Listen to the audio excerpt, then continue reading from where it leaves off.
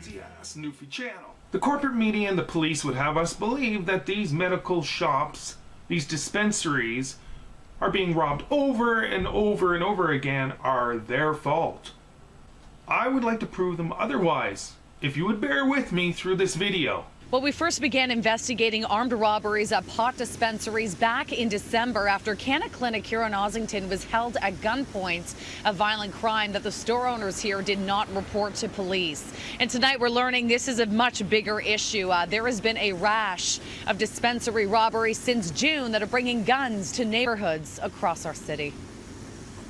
I think it's fair to say, as I stand here, as we all stand here today, that this is absolutely a public safety issue now. Why would we allow all these terribly evil dispensaries to continue to keep their secrets? Why would these dispensaries even keep their secrets? Why wouldn't they come to the police and tell them they've been robbed?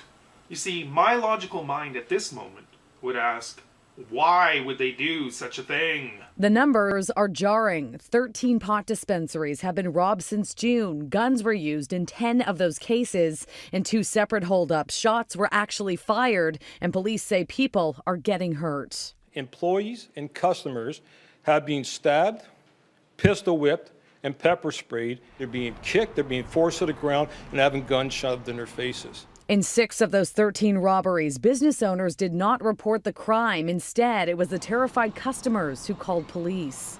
Over the last couple of months, we have reported on 2 pot shop robberies. One at Cannabis Culture on Queen Street East. I just heard that this place was robbed last night, and I just seen on film, on camera, please. The other at Canna Clinic on Ossington. Neither would admit the crimes ever took place. If you might want to be looking for why there is such a problem, you just have to look for the articles in the recent past. Major banks suddenly shunning medical marijuana companies. Canadian wheeled dispensaries might be making millions, but they're locked out of the banks. This person here, Dory Dempster, has to carry cash to the bank, $10,000 chunks.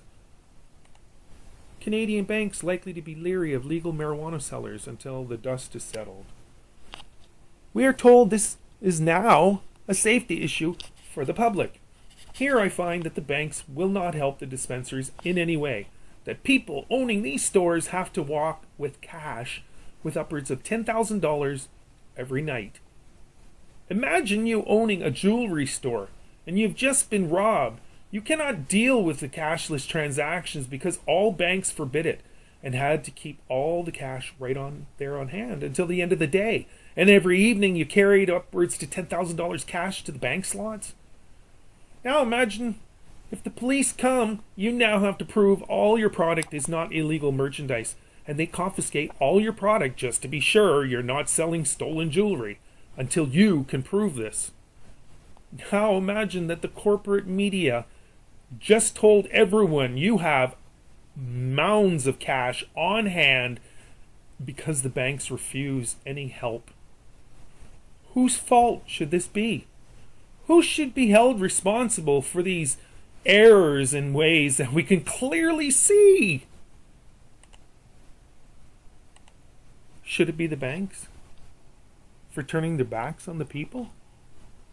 How about the police for making it impossible to turn to because you'll probably have no business products left to sell the next day? Perhaps it's the media, the corporate horde media, for telling every criminal out there where their next easy pickings are. You know what? I feel sad, very sad for these dispensaries, and I can personally attest to 6 years of my life dedicated to how truly powerful this cannabis oil is when eaten. It is quite miraculous, and it seems that the system is truly broken. Perhaps we should let it finally break, so we the people can implement a new one.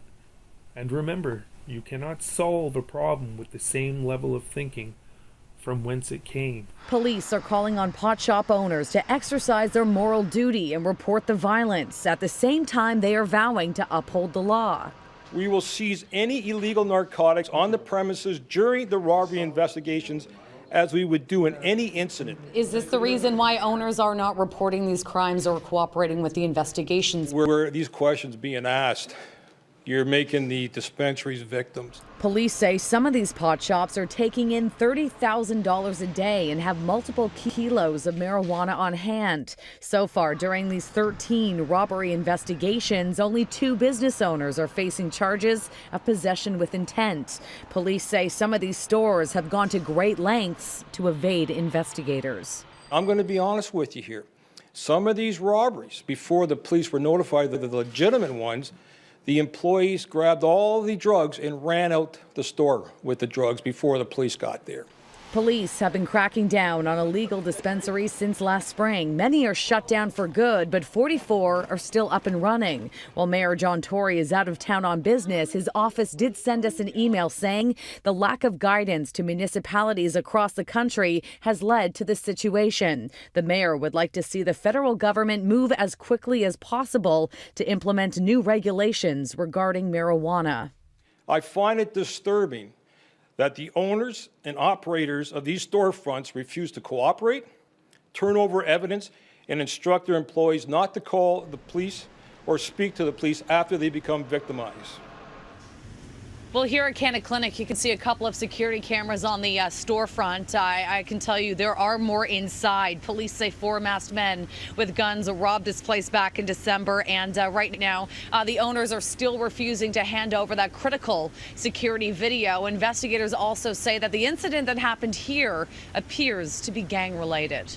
Never the one or the few shall rule the many shall rule as one. Bless you and all those your heart touches.